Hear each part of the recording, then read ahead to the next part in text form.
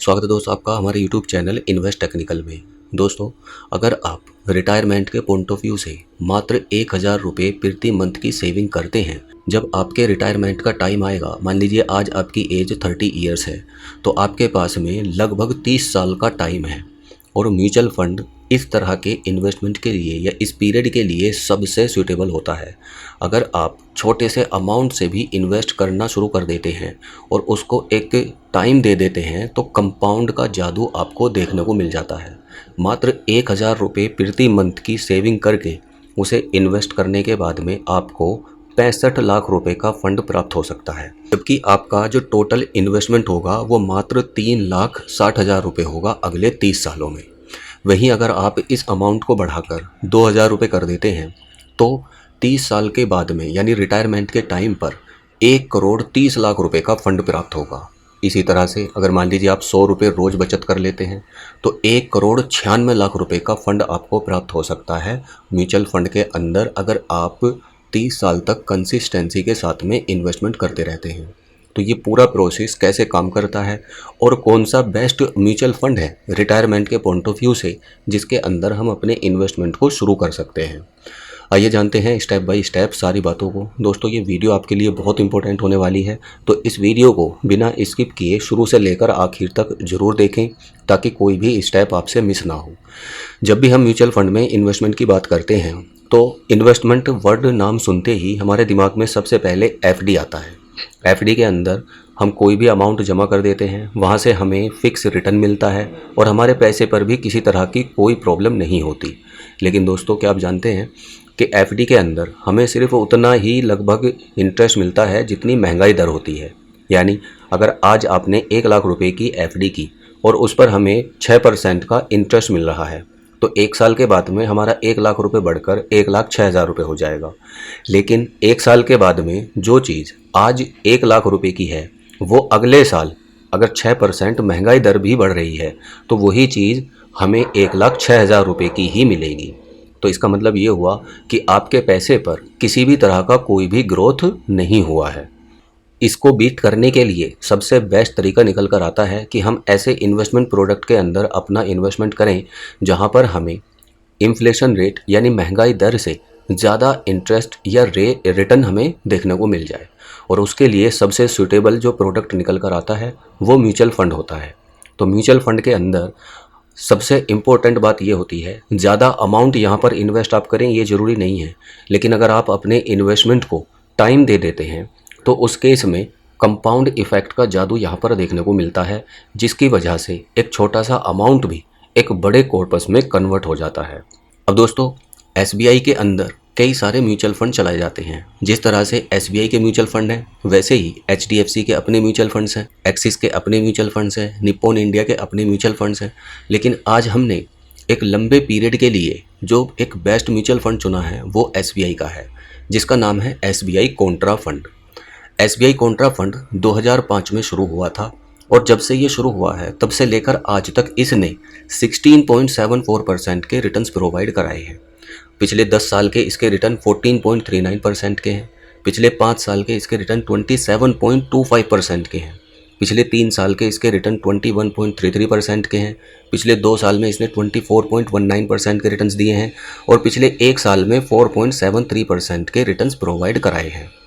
ये दोस्तों एक ऐसा म्यूचुअल फंड है जो अपने पैसे को उन स्टॉक्स के अंदर इन्वेस्ट करता है जो अभी अंडर परफॉर्म कर रहे हैं। पैसा हम म्यूचुअल फंड के अंदर इन्वेस्ट करते हैं, उस पैसे को जो फंड मैनेजर होते हैं वो डाइवर्सिफाई करते हैं। तो वो फंड मैनेजर अपनी टीम के द्वारा ऐसे स्टॉक्स को फाइंड आउट करते हैं जो बिना किसी कारण अंडर परफॉर्म कर रहे हैं। जब उन स्टॉक्स के अंदर तेज़ी आती है तो वहाँ पर रिटर्न भी हमें बहुत अच्छे मिलते हैं। यही कारण है कि इस म्यूचुअल फंड ने पिछले 5 साल में 27.25% के रिटर्न्स को मेंटेन किया है। और ओवरऑल भी अगर हम देखें तो पिछले 20 साल के इसके रिटर्न 16.74% के हैं। तो इसीलिए क्योंकि हम रिटायरमेंट के पॉइंट ऑफ व्यू से इन्वेस्टमेंट कर रहे हैं, तो रिटायरमेंट के पॉइंट ऑफ व्यू से हमारे पास में एक लंबा पीरियड है। अगर आपकी एज 25 साल है तो आपके पास में लगभग 35 साल का टाइम है। अगर आपकी एज 30 साल है तो आपके पास में लगभग रिटायरमेंट के लिए 30 साल का टाइम है। अगर आपकी एज 35 ईयर्स है तो आपके पास में 25 ईयर्स का टाइम है।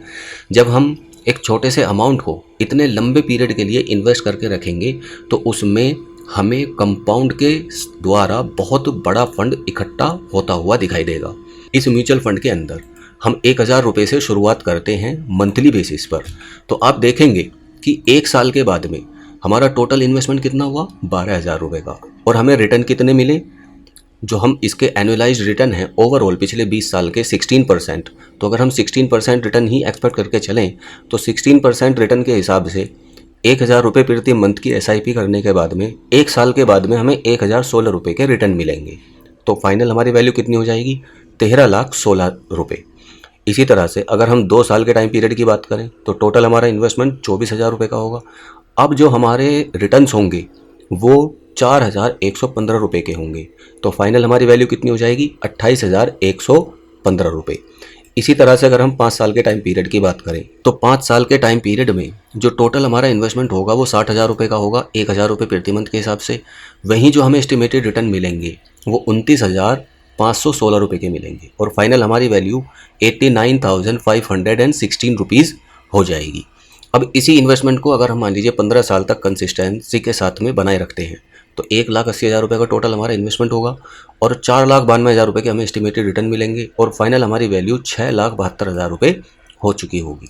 इसी तरह से अगर हम देखें 25 साल के टाइम पीरियड के लिए तो 3 लाख रुपये का टोटल हमारा इन्वेस्टमेंट होगा, और 29,43,000 रुपये के हमें रिटर्न मिल चुके होंगे अगले 25 सालों में, और 32,43,000 रुपये फाइनल हमारे फंड की वैल्यू हो चुकी होगी।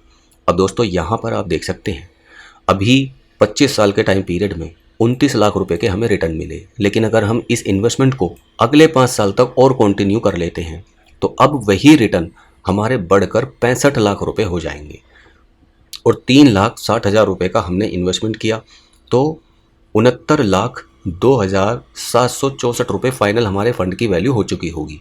अगर आपकी एज मान लीजिए 25 साल है तो आपके पास में 35 साल का टाइम पीरियड है, तो 35 साल तक अगर हम इस इन्वेस्टमेंट को करते रहते हैं 1,000 रुपये प्रति महीना, तो उस केस में 4,20,000 रुपये का टोटल हमारा इन्वेस्टमेंट होगा, जबकि 1,41,00,000 रुपये के हमें एस्टिमेटेड रिटर्न मिल सकते हैं 16% रिटर्न के हिसाब से, और फाइनल हमारी वैल्यू 1,45,00,000 रुपये हो चुकी होगी।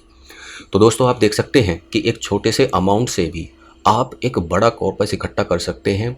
कंडीशन यही है कि आपको लॉन्ग टर्म के पॉइंट ऑफ व्यू से इन्वेस्टमेंट करना है और अपने इन्वेस्टमेंट की जर्नी को कंसिस्टेंसी के साथ में बनाए रखना है। अब बात ये आती है दोस्तों कि हम इसके अंदर इन्वेस्टमेंट कैसे कर सकते हैं। तो उसके लिए आप किसी डिस्काउंट ब्रोकर के अंदर अपना डीमैट अकाउंट ओपन करके भी इन्वेस्टमेंट कर सकते हैं, या फिर आप डायरेक्ट SBI की ऑफिशियल वेबसाइट से भी इन्वेस्टमेंट कर सकते हैं। मैंने दोनों के ही लिंक नीचे डिस्क्रिप्शन बॉक्स में प्रोवाइड करा दिए हैं। आप अपना अकाउंट ओपन करके इसके अंदर खुद से अपने इन्वेस्टमेंट की जर्नी को शुरू कर सकते हैं। धन्यवाद।